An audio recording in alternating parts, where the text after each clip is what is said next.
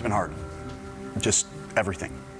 Trying to come back in this business, trying to deal with my mom's death and how it happened. It's been difficult. 1993, you land the role. Yeah. You and the Beast. What do you remember most about filming that scene? Just the size of the animatronic head of the dog. It was about the size of me when I was like 12 years old. So, and it could drool, the eyes could blink. I still have nightmares about it.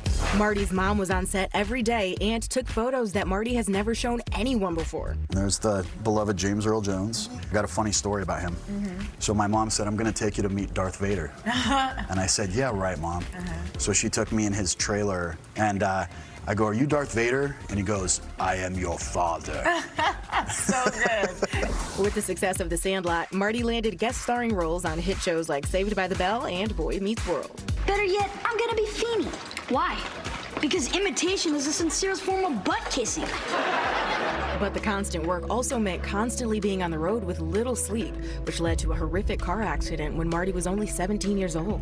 I would literally wake up every morning at 6 a.m. and I would go to school. I would leave school in the middle of the day, drive to Los Angeles, which was about 60 miles one way, while I'm trying to memorize my lines, getting the audition, doing it, driving back in rush hour traffic, doing my homework, and then doing it all again the next day. Exhausted, And so one day it just became too much for me. I, crashed head-on into another vehicle, shattered my legs, and I actually died on scene. Yeah. Wait, you died on the scene? I died on scene. I had to be resuscitated because I had so much loss of blood. And doctors were telling my mother there's a good chance he's not going to be able to walk again. It would take Marty nearly 6 months to relearn to walk. And during that time, he also realized he was done with acting. I became burnt out at 17. Right. And I didn't want to do it anymore. And I was like, I'm going to try something normal. So I went to college. And just like that, Marty left the entertainment business for over 15 years until the 20th anniversary of The Sandlot rolled around. I saw some of the guys again. We started doing autographs and stuff. And I was like, hey, maybe I should do this again. Kind of missed it? Yeah, I missed it. And I was like, I'm going to do this again. I'm going to try it. And what did that look like? It was tough. As an adult, it's a lot different ball game than as a kid. Marty says the one person who always believed in him and encouraged him to keep trying was his mom. Anytime I feel like I'm down or I feel like giving up, like nobody's giving me a shot, my mom would always just be like, you're the best, keep going. And I remember that. And it's difficult. It's difficult. Just last year, we, of course, heard the terrible news about your mother. Yes. First of all, I'm just so sorry for your loss. Secondly, how are you doing now? I'm hanging in there as much as I can. If it wasn't for my mom, I wouldn't be in the position that I'm in with being able to do a film and doing all that stuff, because my mom believed in me. Through the hardest times of this business, my mom was the person that was always there to be like, you got this. Marty's mom was not only the one encouraging him to continue with his dreams, but inspiring him every day by following her own, even in her 60s. My mom became a sheriff at the age of 64, the oldest person ever to get in the sheriff department.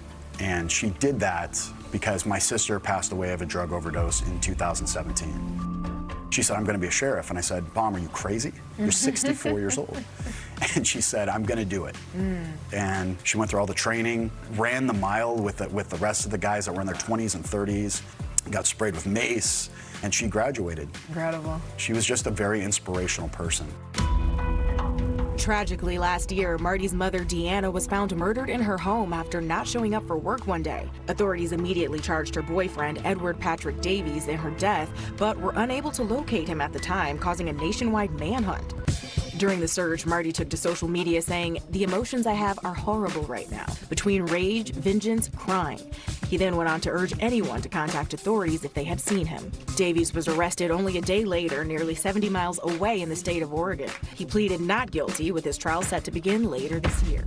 How are you carrying on her legacy? I carry on her legacy by never giving up, because she was someone that would never give up. Never let anyone tell her because of your age or because of your height or because of, anything. Because she was little, she was like 5'2". When people hear about your story, what do you hope they understand about Marty York? I really just hope people are inspired. I hope when people feel like giving up through any obstacle, I hope that they can remember my story and be like, you know, Marty didn't give up. He didn't give up when his sister died. He didn't give up when his mom died. He didn't give up through a car accident.